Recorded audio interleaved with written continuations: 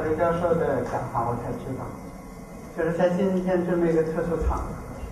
还有一支由青岛企业家组成的义工队。我前天晚上到的时候，是青岛民族建设的活动把我接了过来。我真的感谢青岛的企业家们能够给我这一次学习的机会。今天上午听了刘教授的讲话，其实按照现在的话来说，我也是刘教授的粉丝。这个一共今天是第3次当面听刘教授的讲，刘教授的讲演。第一次是我已经是新1年多以后，今年7月1号在北京，在中央电视台的演播厅里第一次见到了刘一鸣教授。第2次是在我们南京，刘教授讲演的题目是中华传统道德的当代价值。这是我们也感谢南京聚美新文化教育中心的叶总，因为那次是我们今年2008年芬尼克斯电器健康讲座，上午是刘教授的，下午是周永山老师的，从身心2个方面给我们的同事做了1天的正常讲座。这今天是第3次。当时我为什么说我是刘教授的粉丝？等一会儿汇报的大家知道，是刘一鸣教授把我领进了中华文化的圣殿。那么我真的感到很惭愧，因为并不是因为我学得多好，更不是因为我讲得多好。那么从我本人来说，修为太差。另外，从我所在的企业来说，可能跟大家也有所不同，是一个德国投资企业。但是我们前面所走过的弯路，我本人的一些错误，可能给大家一些警示。那么也有人看我今天这个打扮，打了领带，觉得是不是有点崇洋媚外？其实不是。中国人有志气、有能力，致力于世界民族治理，那么要和世界接轨。但是我今天戴的这个领带，是我们南京和中国的名片，南京云锦也是世界文化遗产，也是我们中华文化的一部分。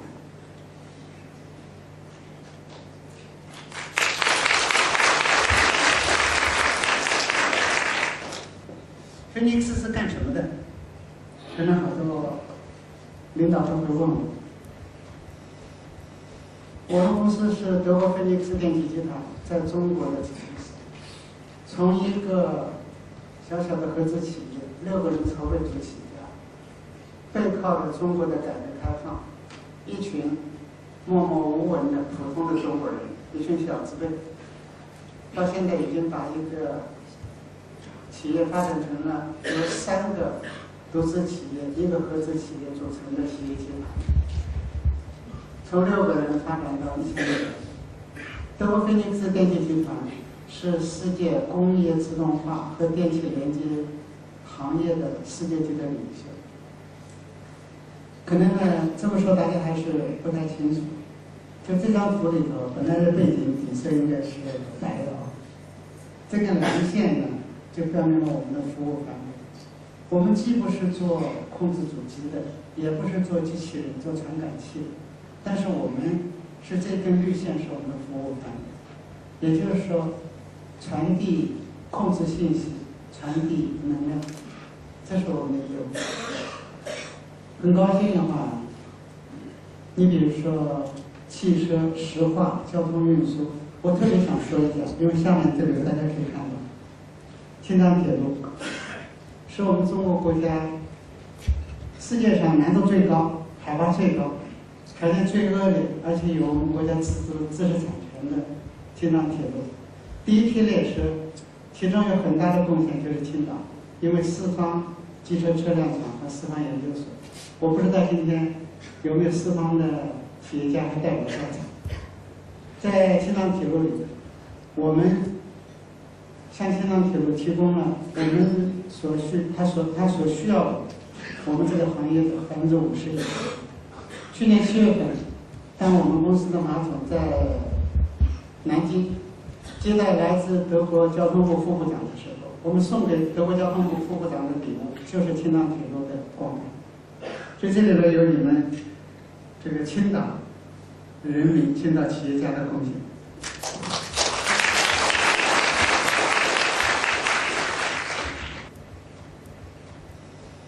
1998年，当时担任电力部副部长的张凤祥是世界大电网学会中国国家委员会的主席，应邀访问了菲尼克斯电气。2001年，机械工业部的罗彦春部长应邀访问了菲尼克斯电气，他们都对我讲，这家企业的技术、这家企业的产品是我们国家所需要的，所以当时我跟他们说，我感到很高兴，这就说明我的选择这个是正确的。这是15年以来我们企业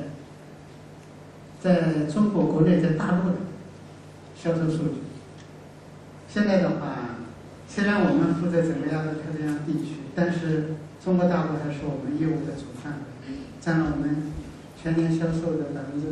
以上。每当有外国的政治家、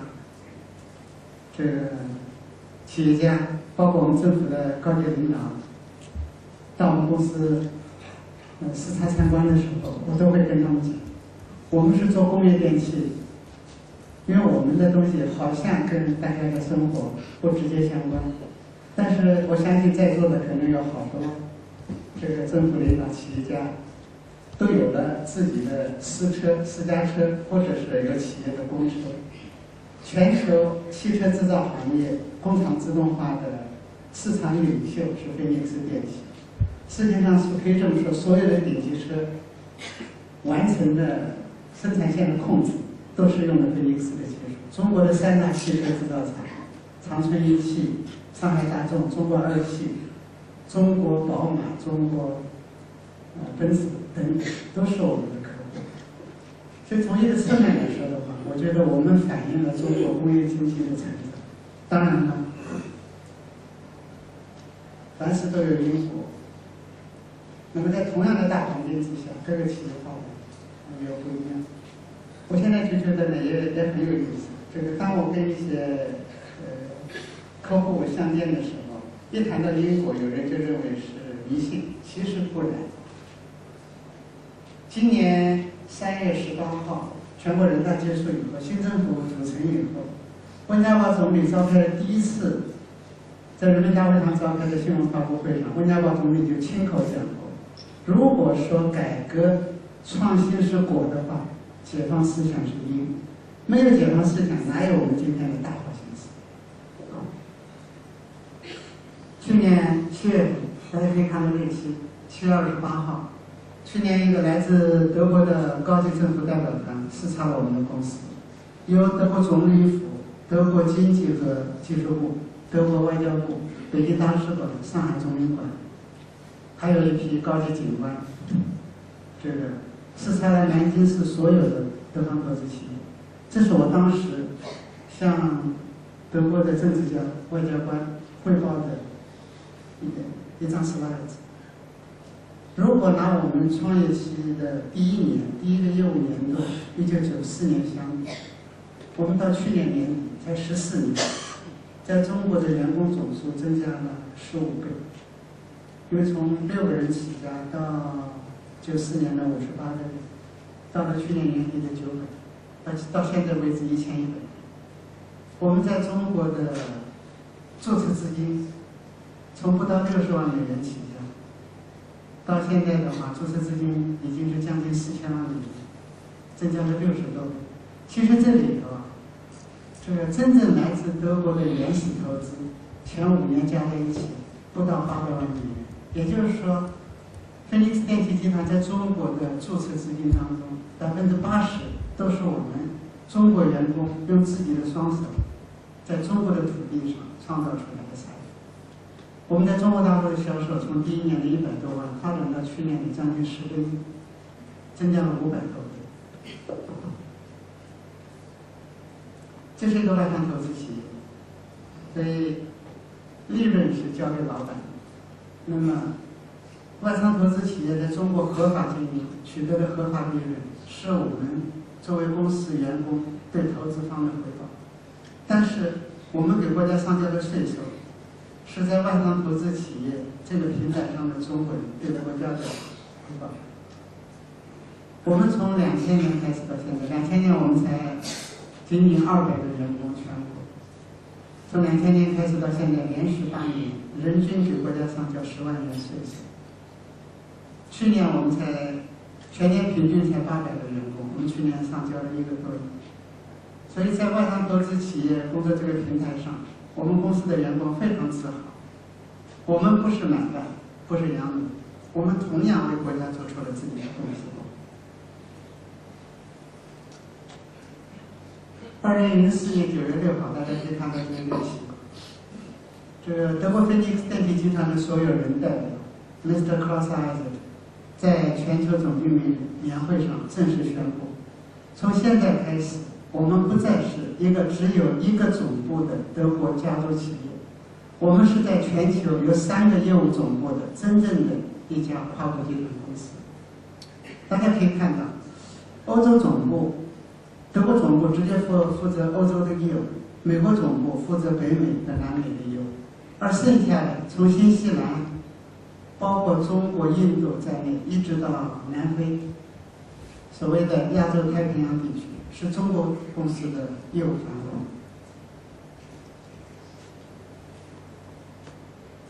大家不要以为凡是外商投资企业就一定是养尊处优，一定是穿西装打领带、穿皮鞋，我也穿，因为是工作需要。但是这是我们公司起步的地方。你们能不能想到，一个世界行业的顶级领袖，一个著名的德国企业，是在南京市方山乡横岭村一个村办企业的36个平方米的小房子里出来，不是老板抠门，不是老板不给钱。我和我的同事们认定，我们有能力创造自己的未来。我们想让外商看到，这一群中国人不是看着他的钱去的。同时，我们还有一个理念，我们认为艰苦和困难的条件当中，能够造就我们所需要的核心团队和伙伴。当然，从第2张照片大家可以看到，在我们最困难的时候，德国专家跟我们在一起。但是大家从这张照片上面，我们的同事所穿的服装的颜色，你们是不是也可以感受到一些15年以前我们创业的经过？这是3年以后我们工厂的外景。记得当时我们负责市场营销的经理们最头疼的事情是，因为1996年我们已经经过3年的努力，跃居全国行业首位。当时有很多客户要到我们这边来参观，所以我们当时负责市场营销的总经理们千方百计地劝阻了这些我们的合作伙伴，不是别的，因为他们觉得拿我们的条件和其他的竞争对手，特别是另外2个德国投资企业来比，那么可能给我们的客户心理上留下太大的落差。但恰恰是没有被劝阻住的10%的客户，现在成了我们事业发展的忠诚的伙伴。他们看到简陋的厂房，但是清洁明亮，看到我们的质量管理，看到我们的产品，没有一个不为中国团队艰苦奋斗的精神所感动。所以我们说，振奋民族精神，服务社会大众，不是现在我们才提的口号。我们从成立的第1天起，当时筹备组的6个人就决心在外商投资企业这个平台上，能够引进国家急需的一流的产品、一流的技术，能够解决当时国内企业解决不了的，真正用我们的双手为国家的建设添砖加瓦。2001年，我们搬进了我们的仪器工程厂房。2003年，就在我们这儿召开了菲尼克斯电气亚洲太平洋地区总经理年会，来自10个国家的总经理们看到了我们的厂房，看到我们的管理，看到我们的设备，看到我们的质量，非常感叹。但是我跟他说了一句话：你们不要以为这是老板的恩赐，这是我们中国员工经过7年的努力自己挣下的一份家业，而且从现在开始，背靠中国经济的快速成长，我们每年可以给老板贡献出1000家好的厂房。当时的建筑面积一共6700平方米，我们这个小小的办公楼只不过是2000多平方米而已。远景大家可以看到，是我们的生产和物流大厅。2005年，在我们公司召开了菲尼斯电器全球总经理年会，这是南京历史上，南京市也是中国历史文化名城，所谓十朝古都。三十年历史上第一个跨国集团公司的全球总经理年会在我们公司召开。所以，振奋民族精神、服务社会当中建设和谐社会，是我们永远不会放弃的理念。今年我们庆祝了我们的15岁的生日。15年在历史发展上弹指一挥间。德国菲尼克斯电器85岁了，中国公司15岁。但是我们更感到高兴的是，我们公司的成长没有离开中国改革开放的大环境，而且没有离开中国传统文化对我们同事、对我们的教育。在我们庆祝15周年的时候，发布了我们公司的第一个社会责任报告。其实我知道我们是一个小公司，我也不是老板，因为老板是德国人，我只不过是我们中国团队的人民管理者而已。所以我们认定了自己的方向，也知道了自己的地位。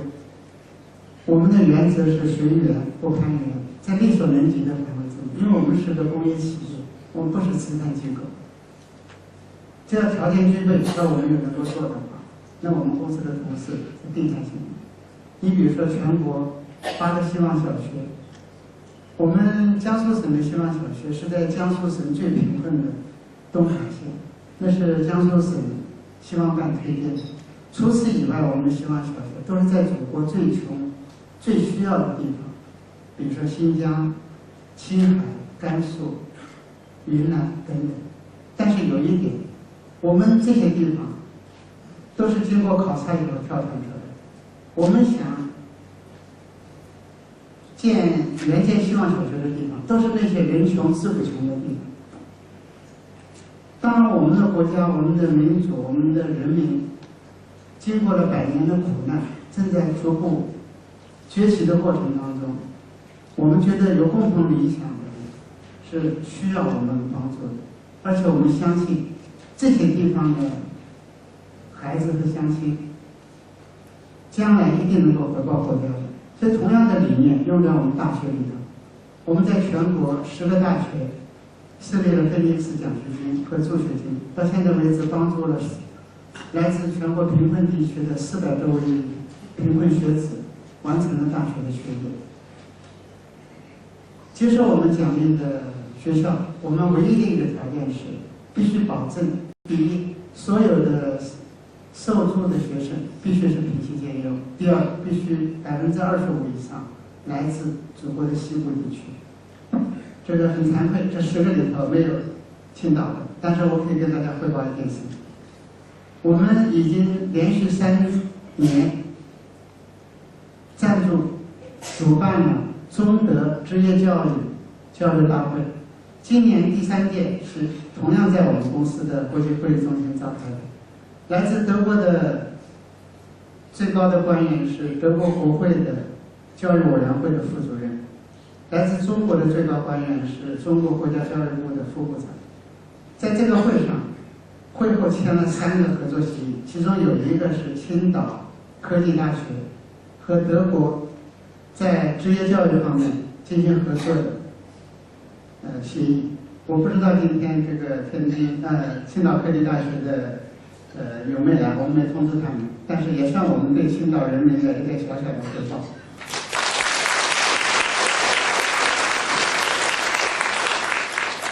我相信在座的可能有好多都是从工科院校里出来的。那么我也是从工科大学的校门走出来的，所以我们真正的感觉到，就现在我们大学教育，哪怕就是从科学技术教育方面来讲，和世界真正的工业先进技术当中的差距。所以2002年开始，我们在上海同济大学援建了我们第一个现代化的菲尼克斯电气工业自动化实验室。2年以后，我们决定把我们关注的目标转入到高等职业教育上。2005年，这个国家教育部在天津召开了全国教育厅局长会议，会议的题目就是高等职业教育。当时，教育部的吴部长和来自教育部的高级官员，来自全国各个省市自治区的教育厅局长们参观了2个学校，其中有一个就是我们援建的天津轻工职业技术学院的实验室。现在我们6个实验室已经全部建成。这么多年以来，这个从中央到地府，到地方的政府领导，给了我们极大的支持和鼓励，给了我们很多荣誉。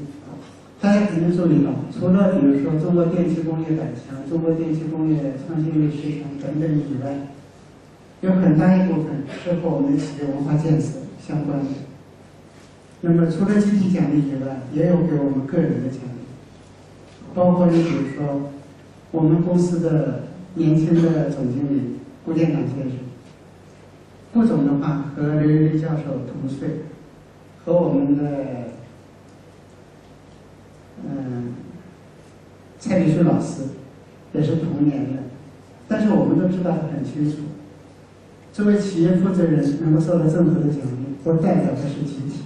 这对我们来说的话，名利地位是身外之物，但是有很多奖励的话，确实是代表了国家社会对在外商投资企业的中国人的贡献的肯定。你比如说，所谓新时代下面的劳动模范，因为在座的各位领导都知道，劳动模范是怎么诞生的，是50年代，当时认为只有体力劳动者才是创造价值的。像我这样的知识分子是受感召的对象。今天这个陈老师问起我的经历，我跟他说，我59年到北京上学，64年大学毕业，完了到69年扫地出门。因为在那个时代的话，知识分子是感召对象。而且呢，劳动模范的话是按行业分的。我是445名南京市新时代劳动模范当中唯一的一名来自外商投资企业，唯一的一名等外代表。为什么？由我们公司基层工会推荐到南京市江宁开发区，江宁开发区推荐到江宁区，江宁区推荐到南京市，最后南京市政府单独给江宁区加了一个名额。尽管是作为等外的，但是我感到很高兴。外商投资企业的中国人的贡献，包括知识分子的贡献，得到了政府、社会和国家的承认。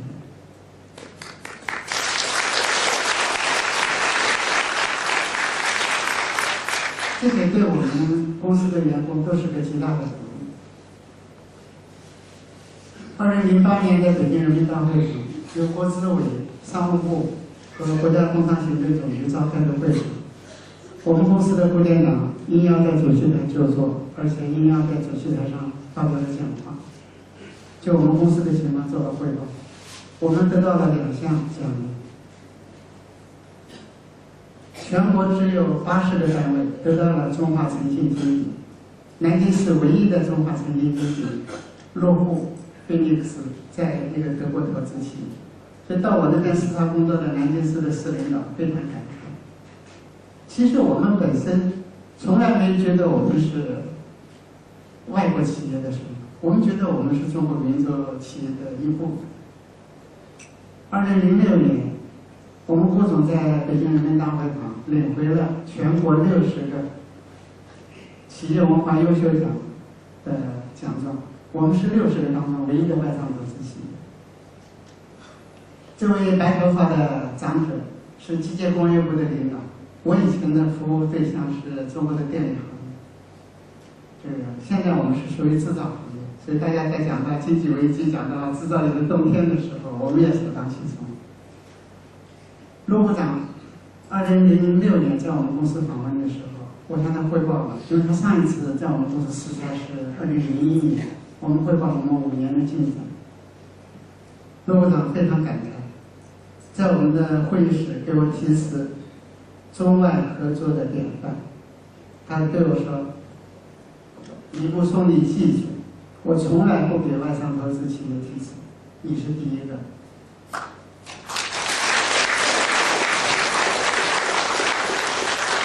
我当时是这么说的，我说陆部长你放心，我们是中国人，我们绝对不会给我们的国家、给我们的民族丢脸，我们一定会极尽努力，不会让你失望。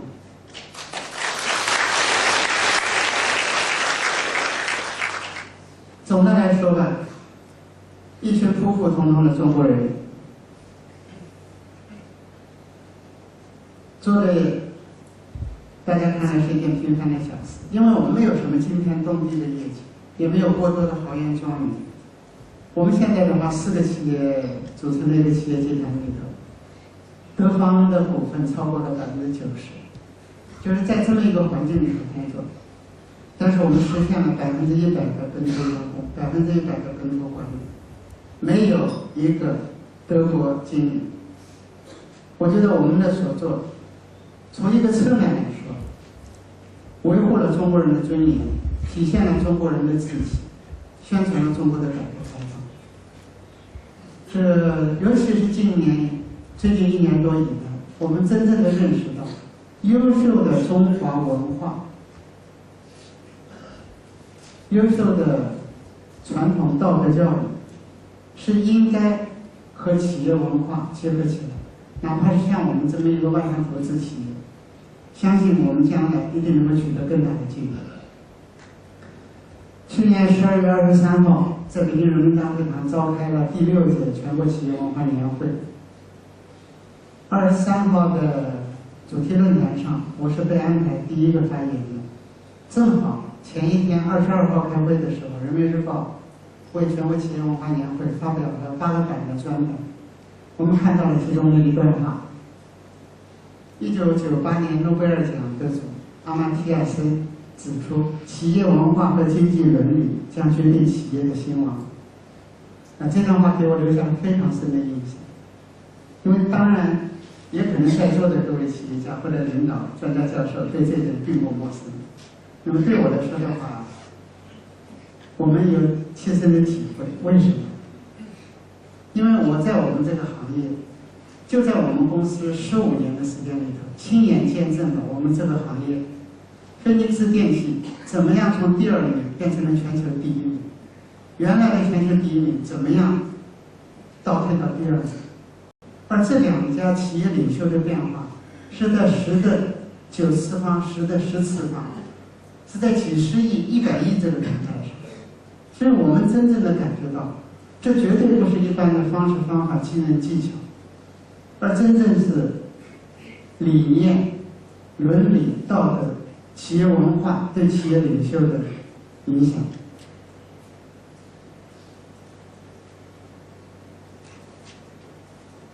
2005年，德国出版了一本书，这本书的英文名字大家可以看到，叫《德国标准》。书里边列举了100家在全球各行各业居世界领袖地位的德国企业，里面菲尼克斯电器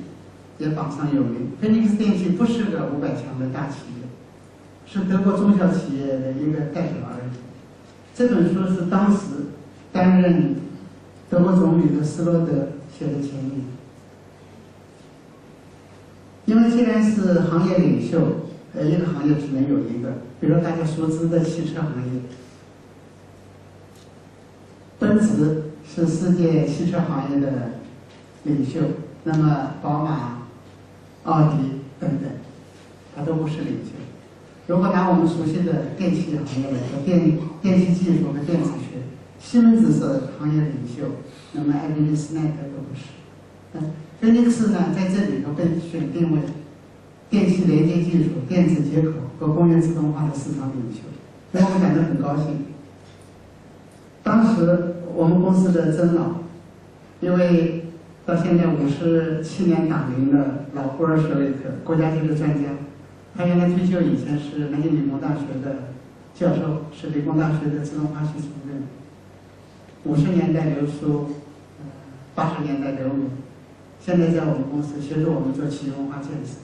当时非常高兴，曾老在我们公司的网站上，在我们公司的凤凰报上发表了一篇文章。当时是这么说的，就是菲尼斯电气集团立志奋进，名列市场领袖的地位，绝非偶然。为什么？就在我们公司93年底拿到营业执照，94年开始在中国提供我们服务的时候，我当面亲口问过当时的董事长，当时的德国菲尼斯电气集团的董事长直接兼任我们中国公司的董事长。尽管中国公司刚刚是个小不点，而当时我问他，我们是不是世界第一？他说不是，我们是第二。我差多少？他说原来他们比我们大得多，但现在他比我们大过不到2倍，但超过1.5倍。这是他94年跟我讲的话。到了2003年，大家可以看一下，菲尼斯电气在全球超过了另外一家企业的2倍。也就是说，10年的时间发生了300%的逆转，这2家都是优秀的德国企业。原因在什么地方？所以当时我们写的这篇文章，逆水行舟，不进则退。在大浪淘沙的市场发展当中，企业文化、精神内涵、价值理念，不断的推动着市场领袖的更新迭代。这是限于我们当时的认识啊，当时还没有系统学习中华文化。其实现在回想起来，对企业是这样，对企业领袖是这样，但是作为企业家的个人来说呢，是不是也是这样呢？在全国企业文化年会上面，我讲了2件事情。一件事情是这样，我们认为企业文化的根本是通过塑造人来塑造企业。我们公司和其他外商投资企业的不同，就是或者说我们公司的快速成长，我们公司的成功，就在政治100%本土员工、100%本土管理的优秀团队。这里面就说到了我的错误和教训。我是清华大学第2届全国工商总裁班的学员，所以大家可以估计到我对企业管理比较关注。当我们公司度过了创业亏损期以后，进入了高速发展的阶段，我深深感觉到了自己知识的不足，那么也感觉到了我们队伍素质的不足。我从清华大学总裁培训班毕业以后，到现在已经10年了，我们采取了请进了走出去的办法。我邀请的讲师有中国国内的大学教授，有台湾的，有香港的，有来自国外的。我们的同事派出去的，除了南京以外，有北京，有上海，有深圳，还把我们的同事派到德国等等。但是就是在这样的情况之下，我一直很自豪的，我觉得我们是个优秀的公司，是个优秀的团队。可是，在我们公司里头发生的一些事情，也引起了我的思考。去年我们先后有3位员工犯了错误，有的同事事发以后，当场就承认了错误，写了辞职申报告，但有的同事受到公司的处分，被公司除名，其中包括1名我们的一个部门的副经理。在我们那边发生这种情况之下的时候，我心情并不好，因为这3位员工都是我们公司的优秀员工评选出来的，为什么还会出现这些问题？仅仅是他们本人辜负了团队的信任和希望，仅仅是他们本人的错误。到后来我才知道，这问题的根子在我身上。这边给大家看一样东西。我现在已经15年当中的一些历史文件和记录保留的不多了。大家可以看到，1999年12月13号，他们是我手写的日期。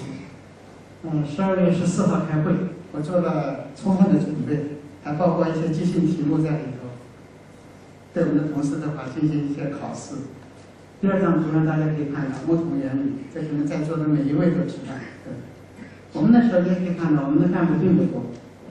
来自市场营销的6位，来自行政管理的2位，来自生产的2位。当时我们的干部一共有10位。那么后面还有，人生需求层次和企业管理。对，这个是我从清华大学的老师呢学到以后现来现卖的。人生的需求层次最初的最基本的生存需求，有人要活着，要吃饭，要喝水，要穿衣服。完了以后，按照老师的经验理论，我学到了，除了生存以外，还要什么？要安全，还要什么？要自尊，还要什么？要社交，还要什么？要自我实现。我当时也就拿这些东西跟同事们宣讲，鼓励我们。但到底什么是自我实现？什么是真正人生价值？什么是我们应该的人生追求？今天早饭和中饭的时候，和天津市和青岛市的领导，还有来自全国一些专家教授、老师们在一起说，有人也谈到这个，比如说现在我们的男生们，不要说我们已经从业的企业家们，就说大学刚刚毕业的学生们，或者是即将毕业的。因为在我那个年代，大家知道，我那个年代我是1959年入学，1960年毕业的。我们那个年代不可能有这个人生追求。那么好多男生的认为，体现自己人生价值，认为作为一个成功人士的标准是什么？一栋洋房，或者是别墅，一辆世界顶级名车，一个漂亮的太太，一个可爱的孩子。是不是这个就是体现了你的人生价值？比如说，为什么我们大学里头一些女生，我看那个网上讲的绑大款，这个认为可以缩短20年奋斗时间等等。为什么有人说这个男人有钱就变坏，女人变坏就有钱等等？就现在这些社会现象，跟我当时讲的这种所谓的自我实现、人生价值，在现在价值观的混乱有没有关系？我们的古人教导我们的孝悌忠信、礼义廉耻，就像今天刘玉立教授所讲的12个字，还有最后是仁爱和平，到哪去了？所以我现在觉得，我们公司之所以出现这些问题，确实跟我有关系。因为是在我的手里头大规模的花了10年的时间，大量的金钱、大量的精力，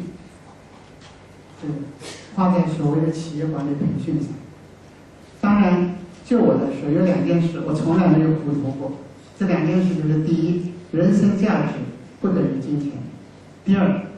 在做人和做事这2件事情上，做人一定是重于做事。但是我跟我们的一些年轻同事交谈的时候，甚至于受过 MBA 的高等教育的我们这些年轻的高管们，有的同事也就发生了这个不同的意见。有人跟我说，做事跟做人一样重要；有的人说，我们是个优秀企业，我们有优秀的文化，当然是做事比做人重要。他们不同意我的意见，所以也是引起了我的深思，怎么造成的？哪怕是我们讲现在所谓最简单的一个要求，要做一个好人。做一个好人的话，所谓存好心、行好事、说好话、做好人。连我自己都不知道什么是自我实现，我怎么能够把同事引到正路上？所以现在看来的话，我真的感觉到就是说对同事的一个内疚。这个今年年初的时候，我休产假，跟我太太一起去看我们女儿。在那时候呢，我受到我们一个同事的依赖。我们公司内部的话，有完善的电子信息网络。其实，如果今天在座的各位老师有什么事想对我们指教的话，你知道李木松3个字的标准汉语拼音，知道我们公司的网址，你就可以发到我的信箱。这个我们这位同事给我发了一个 email 嘛，写的题目是报喜。他儿子离开了大陆，离开了祖国，在国外的话勤工俭学，这个边打工边求学，被当地所在国的最高学府接受。这是一位母亲，她给我发来了这封 email， 告诉我这个好消息，向我报喜。但下面的一段话呢，确实是引起了我的深思。她说，有一次，当他孩子还小的时候，参加过公司的一次聚会，说我当时说的一句话，这么多年以来，深深地印在他孩子的身上，鼓励和鞭策，才让他孩子有了今天，所以他向我报喜，我感到非常惭愧。这个我们公司最困难的时候，比较小的时候，每年都召开员工聚会，包括我们创业的第1年，这个当时可以说是内外交困，甚至连董事会都对我投了不信任票的时候，我们把我们所有的员工请到了公司，这个一直延续到2001年，我们搬到了我们的新基地，但是后来就搬得不行了，因为我们当时200多名员工，如果1名员工带1名家属来，就是400-500人，要找这么一个聚会的地方根本就是不可能的。所以我记得就是2001年，我们刚刚迁入，年底的时候迁入新基地的时候，当时我向到会的我们员工的亲属，包括他们的父母、他们的妻子或者先生，汇报了他们的亲人、他们的子女在我们公司的情况，也讲了公司的发展前景。可能就是这一次我说的有什么话，但是我真的感觉到我们的同事太善良，有一点点荣誉，有一点点成绩都算在我的头上。像我这么一个人的话，这个错误习气，冰冻3尺非一日之寒。我敢肯定，我说的错话对我们同事造成的误导和损失，肯定比我说的这个正确的话要多得多。但是没有一个同事责怪我。有一次，我们人力资源部的总经理找到了我，我们有一位我们的主管级的干部，这个他本身是个技术专家，2000年的时候从南京一家大型国有企业过来，到我们公司到现在算了已经8年了。就今年年初的时候讲的，他说他从来收到了好多次猎头公司的邀请，从来没有行动过，但最近这次他动心了。这个他说他想跟我谈谈，他说我就问他为什么，他说有人说企业文化是看不见摸不着的，我现在真的感觉到我们的企业文化是看得见摸得着。我问他为什么动心了，是不是职务高了，还是收入多了？不仅仅职务高了，收入比以前的 offer 更多了。他说他动心了以后，他回家跟他太太讲，所以我很感动。大家不要以为所谓成功的男人一定是当总裁、当什么总经理的，不一定。这个为什么？因为大家西方人常说嘛，成功的男人背后都有一名伟大的女性。我们这位主管技术专家的背后也有一位伟大的女性，他太太是个普通的民警，没有受过高等教育。结果他后来就说，他太太一句话打出来他念想，他太太跟他讲，说我没有去过你们公司几次，就去过1次，就听过你们李总讲过1次话，我在你们这边感受到一种家的感觉。你们这个公司，人家想去去不了，还是想走。第2天早晨，老丈人找他谈话，老丈人跟他说孩子，如果你能定下心来，在你们公司一定会有出息，一定会为国家为人民做出贡献。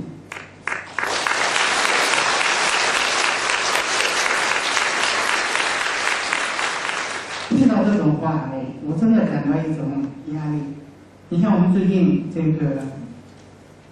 学习中国联想的，中国联想是中国文企业文化的优秀单位。我们去年在全国企业文化年会上，也听到了他们的干部培训的经验介绍。他们叫入模子培训，就是把企业文化核心价值观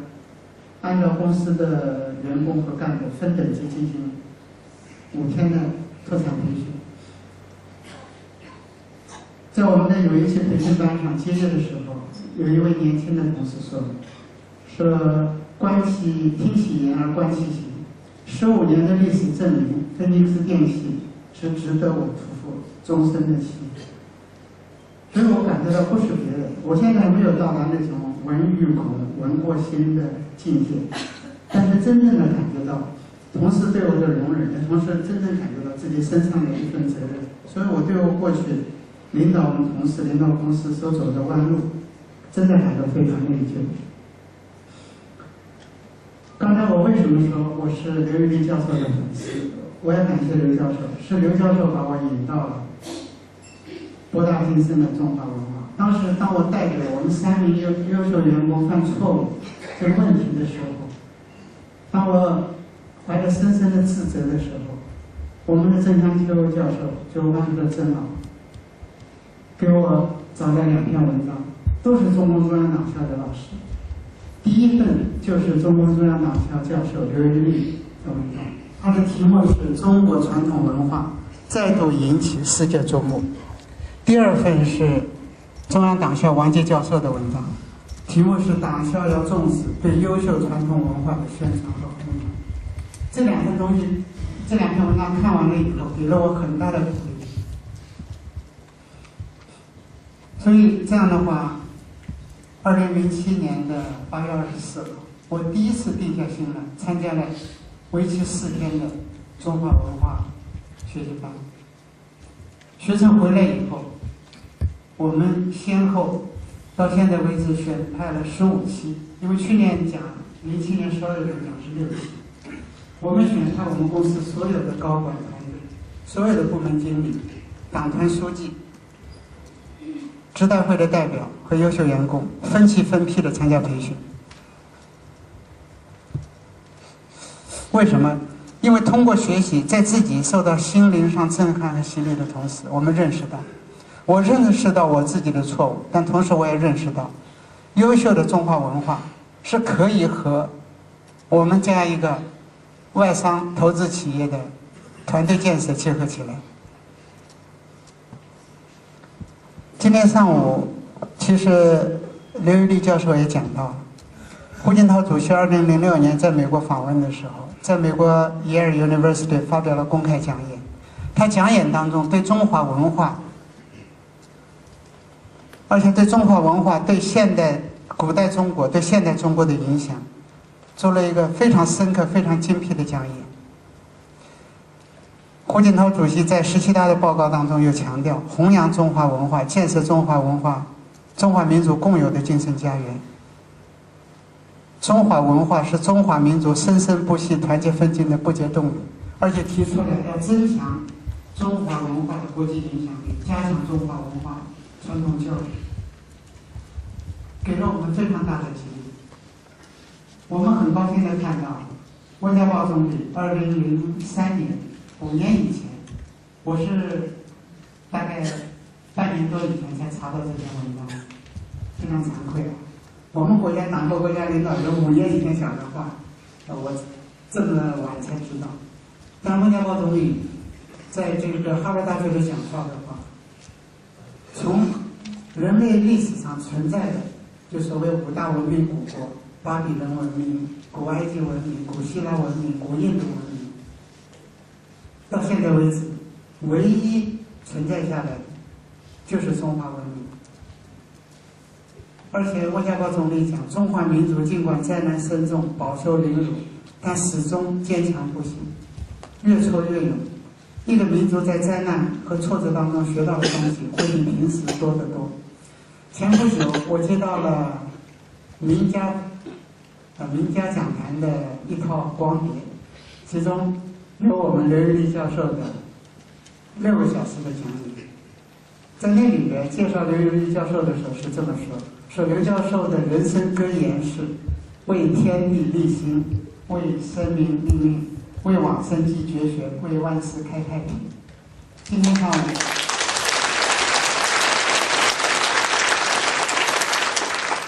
上午刘教授的讲演结束的时候，再次的引了这一段话，但是大家有没有注意到，这段话5年以前被温家宝总理引用，温家宝总理引用这段话当做他的结束语，而且温家宝总理说：“回溯源头，传承命脉，我们的成功将承继先贤，直批后世。”我看到外电对于温家宝总理的评论说：“中国历史，中国50年来第一个国家领导人谈到了回溯源头，传承命脉。”所以，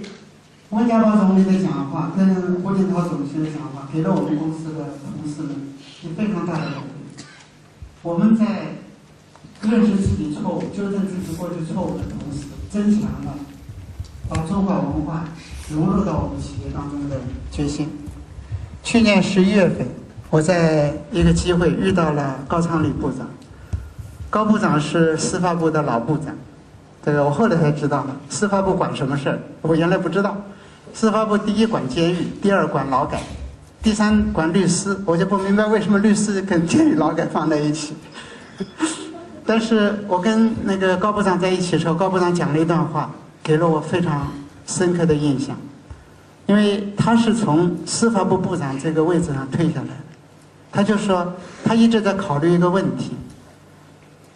20多年以来，今年是改革开放30年，我们国家经济实力大增，人民生活水平提高。那天他讲话的时候，我就在他对面，我插了一句话，我说：“高部长，您看的是不是广式华东沿海或者是经济发达地区吧？”他反问我一句话，他说：“那您说，包括您说的边远地区或者西部地区，最近20年的变化和建国50年的变化，是不是进步得快？”我说：“对。”所以高部长后来就讲了，为什么我们的犯罪率愈演愈烈，居高不下？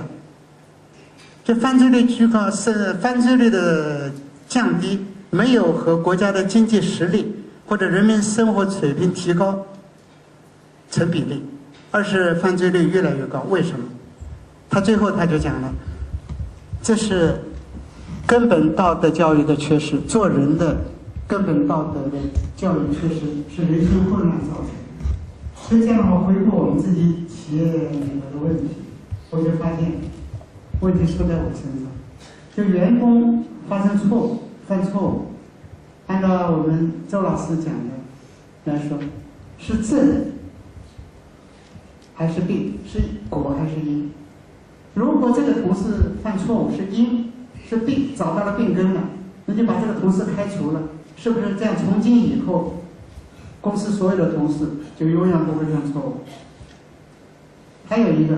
这个同事如果是在我们公司犯错误，在原来地方没犯过错误，为什么会在这个时刻，在这个时间在我们公司犯错误？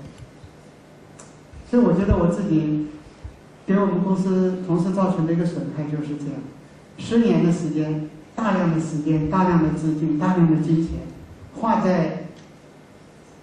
方式方法、技能技巧的培训上。今天在座的，除了政府领导、企业家以外，我知道有一部分是大学的专家教授，还有一部分来自于教育培训机构。所以现在回想，我绝对没有任何贬低我们的老师或者教育培训机构的作用，但是我们所有的这些教育培训机构的教育，是在做人做事这个点上没有做到平衡。这点不能怪别人，是我请他们过来的。建国军民，教学为先，实践证明，就像我们这样一个优秀的、具有优秀文化的一个企业，或者是说在国内比较好的一个企业，那么通过我们的教训也看到了，如果不是真正把做人放在第一位，一定会出错。老师讲到了，可能我和在座的大部分人都一样，这个承担一定的责任，有军亲师3个不同的侧面，有3个不同的职责，我没有做好。因为在反求自己的时候，我也问了自己一件事，在座的各位可能有好多都是为人父为人母的，当自己的子女犯错误的时候，我们除了心痛以外，你采取什么措施？想尽一切办法要把自己的孩子教育过来，绝对不能允许他在错误的道路上越走越远。对天下父母心，不可能看着自己的孩子犯错误。但是，一个同事犯错误，尽管一开始我很犹豫、很矛盾，几次没有同意人力资源部的人，但最后当人力资源部甚至工会主席都签名了，要求解除这名部门副经理职务的时候，要求除名的时候，我也同意了。所以我就觉得自己深深的内疚，我没有把一个同事和我自己的孩子同等看，因为如果我孩子犯错误，我会把他开除吗？王朔，是一个平民作家，这个可能比较受这个年轻人的喜欢，也有人说他是痞子作家。但是我在美国的时候看到了王朔写的一篇文章，你们会后可以到网上查一下，他文章的题目叫《中国人到美国变好了》，他讲了好多事情。他去美国以后，认识他不认识他的人，第一次见面知道他是从中国大陆来的，谆谆告诫，绝对不能随地吐痰，不能随地丢垃圾，不许闯红灯，到了超市不能拿人家东西等等。所以他后来就写有个感叹，说中国人到美国都变好了。其实这就是老师讲的导之以政，习之以刑，民免而无耻。他只不过就是避免受到法律的惩处。如果你想在美国生活下去的话，你一定要不能让警察找到你，不能让这个遭受到这些法律的麻烦。其实他本身的道德水平提高了没有？所以我这里就想到一点，我们的同事在我们公司犯错误，至少我没有给他造成一个不犯错误的人，因为这个同事过去没犯过错误，他并不是根深蒂固在到处都犯错误。如果到处都犯错误，我们不会要的。那这里边的确有我的责任。那么参加过几次中华文化培训以后，听到了好多位老师的讲座，其中老师也谈到了，没有坏孩子，只有坏环境。那也就是说，我没有给我们的同事创造一个不犯错误的好的环境。今年4月份在北京有个机会，我和教育部的吴启立副部长见面，当时我跟他谈到了高部长讲的一段话。这个吴部长很赞同，吴部长跟我说现在有些大学毕业生，不是有些啊，吴部长原话是：我们知道现在很多大学毕业生企业都不欢迎。反正今年大家可以看一下，11月13号，南京信息工程学院的领导找到了我们，因为他们是接受我们捐助的全国10个学校之一，那么希望我能够分一点时间和他们的老师和他们的应届毕业生见一下面。那天我们因为我觉得这也是我的一种职责，这个我对同学的一种责任同意。那天为了准备这个呢，我准备了一下我自己的汇报提纲，结果看到一份东西，大家可以看到有日期，2008年11月11号，这个中国社会科学院发表的报告。我发现2天以前的《人民日报》，就是11月2号我在来青岛的路上，《人民日报》有张图一样的。2007年495万高校毕业生当中，到现在为止，1年半过去了，有100万大学毕业生没有找到工作。2008年559万，明年661万。那报纸上还有个报道说了这么一句话：天津科技大学的校长说，机遇将永远给予那些有准备的同学。所以完了以后，那天呢，南京信息工程学院的院长亲自领队，带着他们的老师和同学们到我们公司。我在给他们汇报的分享的时候，我问了大家一句话：什么准备？请枪手给你写论文，请外面的公司给你包装。这个我作为南京大学商学院的兼职客座教授，也参加过他们的一些工作。除了毕业论文答辩以外，还有就是 MBA 的学生入学面试和初选。这个我发现，因为我没有经验，但是跟我在一起的这个南大国际商学院的领导和老师们非常有经验。来了以后，他们就跟我说你看，刚才那个人是经过外面培训公司专门培训的，怎么对付面试，怎么对付老师，就一看就知道。从他一进来的举止、举手投足、穿的衣服都可以看得出来。所以我问同学们，我说这些东西就能保证你得到一个自己向往的就业机会吗？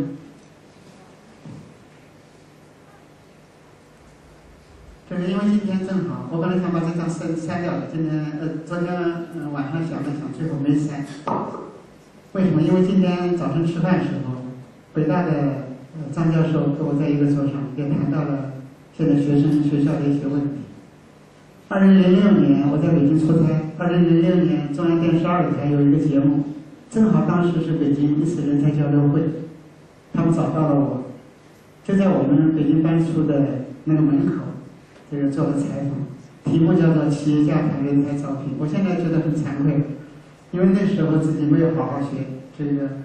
我真正知道中华文化，参加4天5天的培训是最近1年多的事情。但那时候讲了一个问题，就是企业需要什么样的人。当天好像采访我以后3个小时以后，中央台就播了。我觉得这个问题啊，不仅仅是学校的校长和老师。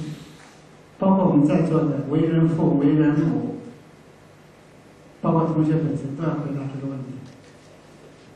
其中有一点，我是清华大学第2届全国工商总裁班的学员，所以清华大学的老师们对我也比较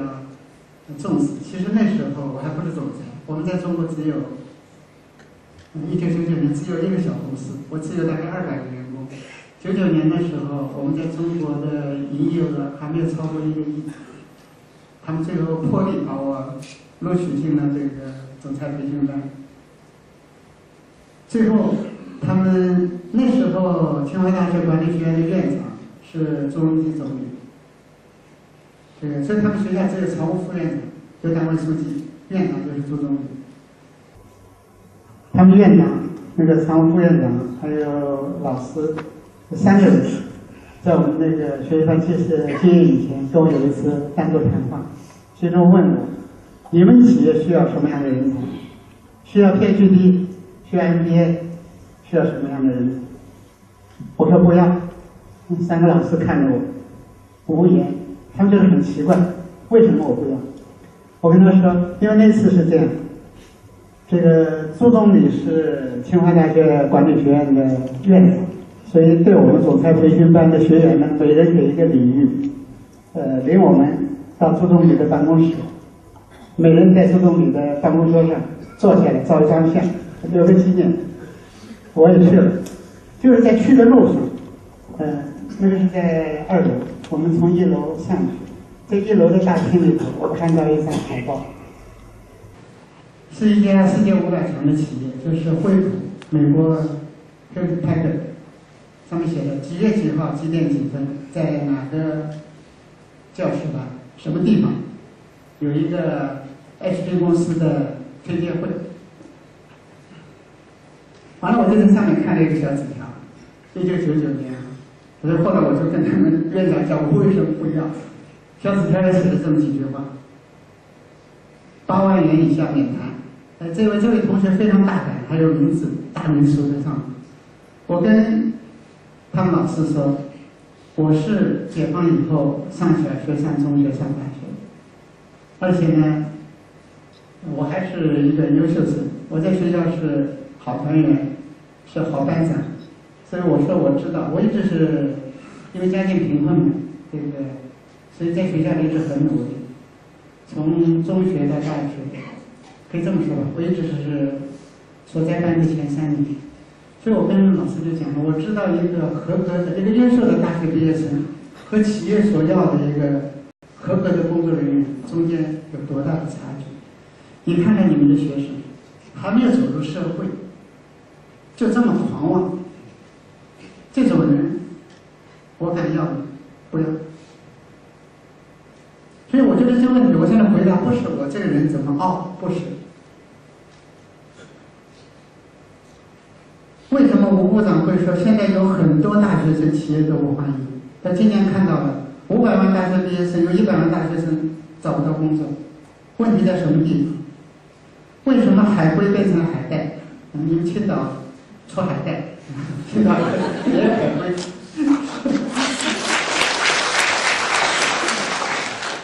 因为不仅仅是经验不起早年高手低，实际上最根本的一条，现在的大学毕业生没有道义，没有责任感。你比如说，有的人在那个通过他就业经历的话，你会发现频繁跳槽。频繁跳槽的人绝对不是企业所欢迎的，再大的能力都没有企业敢留你。为什么？因为很简单，没有道义，没有责任感。所以那次我跟吴部长说了以后，吴部长很感慨。当然，我跟吴部长讲了一句话，我说这是20多年家庭教育、社会教育、学校教育造成的后果，不完全怪罪于大学教育，因为一个孩子从出生，小学、中学、大学都在里头。但是这的确是一个失误。人生在世，既要做人，又要做事，对每个人来说都是一个一辈子的课题。对我们来说的话，因为我们是个外商投资企业，而且呢，又是德国绝对控股，所以我们企业的特点啊，大家可以看到，年轻人多，高学历的多，海归多，西化教育的多。那么在这种情况之下，怎么把真正是能够把中华优秀的文化和我们企业发展结合起来？我们采取的办法是循序渐进、真诚引导，不一刀切。去年也就是在北京开这个全国企业文化年会的时候，听了一个顺口溜，学到了一句话，叫什么叫企业文化？厂长每天挂在嘴上，办公室主任贴在墙上，一阵风刮过来，掉到了地上，工人走过去踩在脚上，这是企业文化。所以我也吸收了这个南京居美心叶总还有刘总跟我谈的他们的在学习推广当中的经验和教训，少走弯路。我们从自己做起，营造内部环境，但是我们不一刀切。我想跟大家讲的一件事，就是贵阳图乐区的方法。你现在打我们公司的主要干部，我们公司大概有200多个手机，这个现在都是贵阳图，这很有意思啊。我从这边学完了以后，上了金老师的音乐课，我真的非常感动。我想大家可能上了金老师的课以后有所同感。就回到公司以后做了一件事情，每天我们中午和下午，下班的时候，休息的时候播放贵阳图。我们人比较多，我们吃饭的话，从11点到12点半，分期分批。因为我们公司的话，员工多，而且工人比较多，所以最早的话，我们3班倒的工人最先吃饭。所以我们利用这段时间播放贵阳图，没有歌谱，也不讲东西，我就想看看同事的反应。播了3天以后，有人来找我来说：“李总，那个歌很好听，叫什么名字？能不能告诉我们？”我还是没告诉。当然，这是对中国员工来说，大家心灵已经有所感应了。但是你们能不能想到，一个对中国什么都不知道的一个外国人对这个问题的反应？先后有3个德国菲利斯电气集团副总裁以上的领导，在我们公司访问的时候，正好我跟他谈工作，那么时间到了，在会议室的喇叭响起来。Mr. Goris 是第一个，是我们最大一个财政事业部的总裁，他就问我，说 Professor Lee， 这是个什么曲子？我说怎么样？他说我觉得很好。我说你怎么好在什么地方？他说他听了以后觉得很欢喜，心境很平静。所以我当时真的感觉到，音乐不是没有国界的语言。尽管一个外国人对我们什么都不了解，我后来把他网上下载了贵阳图，小杨跪着吃奶那张照片给他看，跟他讲解这贵阳图的歌词，他非常感慨。所以在我们公司里头呢，我们采取引导，而且最重要的一条，我们通过学习以后发现，是什么东西教育和感动了我们？是这批老师他们自己的言行身教，真正做到了学为人师，行为示范。这个今天上午主持人讲到了刘玉立教授，说中共中央党校另外一位教授讲，说刘老师在校园内陪他母亲散步的身影经常看到。那位是中共中央党校政法部的李宏伟教授，因为那一天他讲话的时候我正在场，所以我就觉得是这样，这批老师的言传身教，教育了我们，那怎么做起？我们公司就是这样的，管理团队反思以往工作当中的失误，以身作则，修正言行。我们公司虽然人比较多，会议不多，我们有比较完善的电子信息系统，但是我们通过经理会、总监沙龙、干部年会、支代会、员工论坛积极领导，通过凤凰报、我们的企业网站，另外还有针对我们三班倒的一项公认的菲尼克斯电讯，有我们的电子显示屏等等。今年年初，也就是去年我们学习这个中华文化半年以后，做了一个决定，举办了我们公司15年以来第一次总经理培训班。我们把中华文化和我们的企业发展、企业文化实践结合在一起，4天课程对我们的从总经理开始的干部进行轮训。第一期总经理培训班10个总经理级的干部参加完了以后，非常感慨，纷纷要求公司为他们所在的部门的干部举办培训班，因为我们现在公司的职能已经不仅仅是中国大陆，作为亚洲太平洋地区的研发中心、物流中心、制造中心和技术支持中心，我们承担了更多的责任，所以我们为什么有10位总经理级的干部？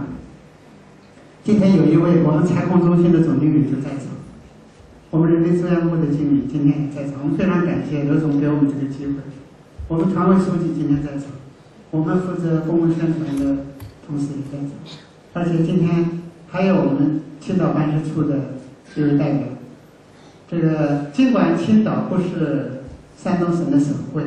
我们在青岛全国22个代表处，没有覆盖全国所有的省市自治区，但是在山东省的代表处在于青岛。完了以后，决定举办总经理培训班。我们总经理培训班的题目就是蔡老师在《家和万事兴》里边讲的一句话：不忘初心。回顾公司15年发展当中的同甘共苦、风雨兼程的创业历程，以感恩的心面对一切，为公司的同事做表率。1年多的变化，从一开始质疑效果，包括第一批当时和我一块儿去参加学习的其他3位同事，我们4个人去，每人都带着自己的问题。从一开始我们质疑，到后来被动接受。什么叫被动接受？我们决定让我们公司的高管和管理团队，让我们的优秀员工参加培训的时候，好多同事都在怀疑让我们去干什么，但是公司派你不能不去。到后来主动争取报名，所以整个团队的精神面貌发生了很大的变化。这是去年年初，就是我在系统开始学习中华文化以前，在同济大学的菲尼克斯讲座上，跟同济大学的老师和学生汇报的一张那个 slides。当时我引用的是《论语》的4句话：君子怀德，小人怀土；君子怀行，小人怀惠。因为我们公司成立15年以来，我们公司的每一个同事没忘记自己是个中国人，真正把国家前途、民族前途和自己的工作结合起来，在外商投资企业这个平台上，为国家、为民族做出自己的贡献。有一次，我和蔡礼旭老师这个交谈的时候，汇报的时候，我谈过一件事。我说我们成立15年以来，没有跌过大跟头，这是指15年以来没有一个同事因为刑事犯罪、因为经济犯罪而受到处分。相反的，有一些其他单位在我们公司驻点单位的，你比如说我们公司的安保是整个公安部门的安保公司负责的，但是就是这个保安团队里有2个人坚守之道，最后受到了法律的惩处。所以当时我跟蔡老师说，另外社会上一些丑恶现象，比如说男人有钱就变坏，女人变坏就有钱，比如说社会这个家庭破裂，离婚率那么高，我们公司主管以上的干部没有一个。所以那次我跟蔡老师讲，我说我真的感到诚惶诚恐，因为自己修行很差。但是现在回过头来看，人有善愿，天必佑之。感谢祖宗冥冥当中的护佑。蔡老师在我的笔记本上给我写了这4段话，如果大家愿意的话，可以做一个参考。实际上，你把蔡老师的名字和幸福在一念之间打上去以后，你可以在网站上马上查到这边。蔡老师是这么写的：以立教者励精而教书，以事教者思精而教学，以色教者化落而爱语，以道教者天荒而地老。这蔡老师跟我们讲，你们的出发心是对的，所以对你们来说的话，应该坚持自己的初心，在中华文化的引导之下走得更好。南京那么多外商投资企业，南京一共最近我知道了，因为在我们庆祝55周年的时候，南京市委常委、市总工会主席许慧玲副市长参加了我们的会议，他就讲了南京14万家企业，14万家企业还不包括那些一个人的那个企业在内。但是有一点，我们历来采取的，从我们15年以前开始，组建公司的第一步开始，从来不以高薪挖人。当然有一点，我也体会到我们的同事，毕竟上有老下有小，有着生活的压力，所以在我们的同事为投资方做出了贡献，在为国家做出贡献以后，我们公司的员工应该受到公司的关注。但是有一条，你比如说我们跟我们同事讲，也是为我们的同事说欣然接受的。我们的薪资政策里头有一条，就是在全国各地所在地外商投资企业当中居中。我们绝对不会苛待我们的员工，但绝对不以高薪挖人。有很多例子，当前几年外商投资企业的高管，就所谓最热门、此山望的内山高不停跳槽的时候，我们公司的团队，包括创业期的团队，包括我们的老工人们，没有一个离职的。是不是因为我们给的工资高？不是。我刚才跟大家讲，我们那边主管讲，因为他说有的人觉得企业文化是看不见摸不着的，他现在给自己的新员工培训的时候，就现身说法，告诉大家企业文化是看得见摸得着。举2个例子，我们制造中心的周总，刚才机械部的陆部长在我们公司沙盘面前，我们公司有3位干部给他汇报工作，其中有一位就是我们制造中心的周总，他是和我一起第一批参加中华文化学习的。他原来大概在2001年的时候，我们还没有搬到新基地，当时还在基建过程当中，我接到一个电话，他第一句话就是一句话就把事情都说清楚了，说李总，我是周科，你还记得我吗？我是你们当年招收生产部副经理的时候最后2名候选人之一，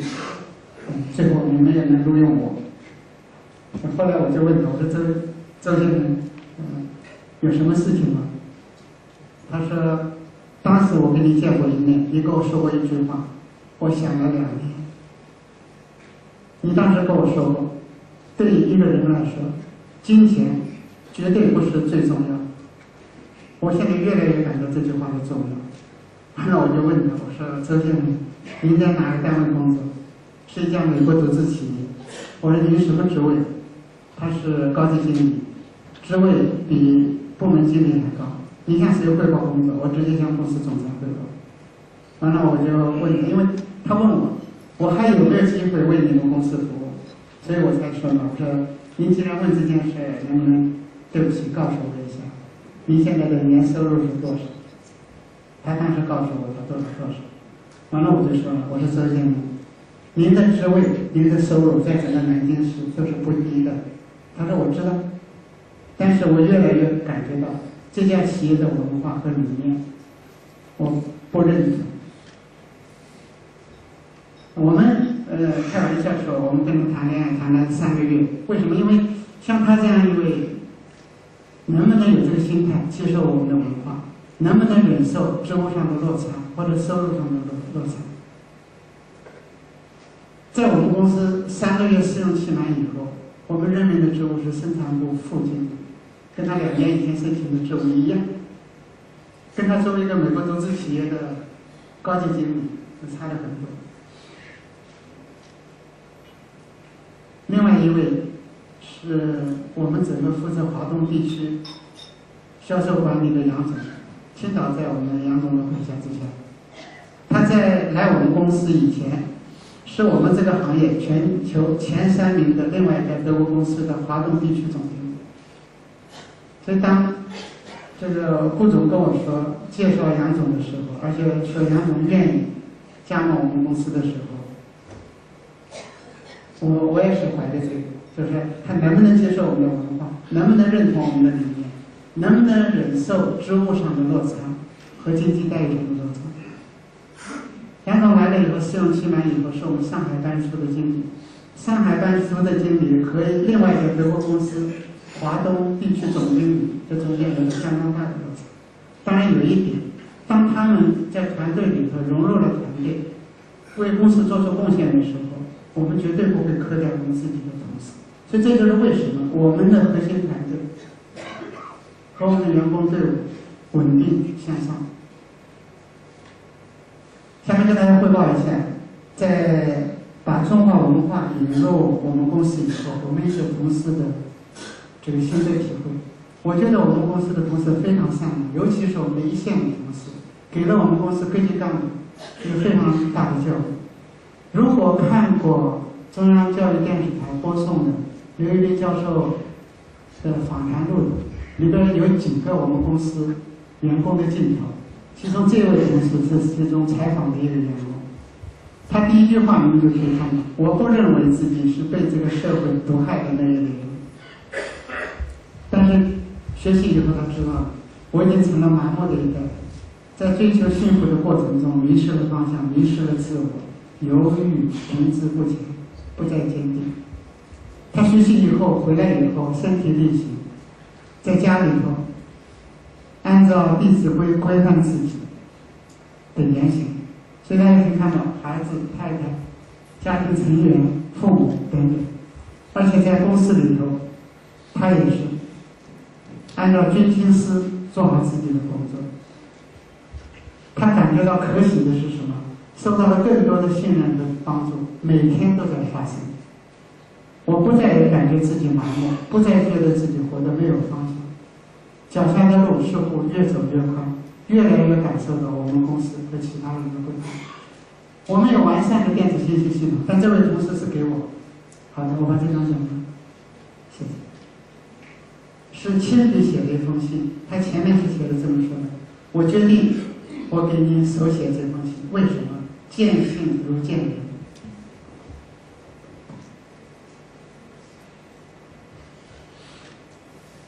第二个同事，这个同事在刘一林教授的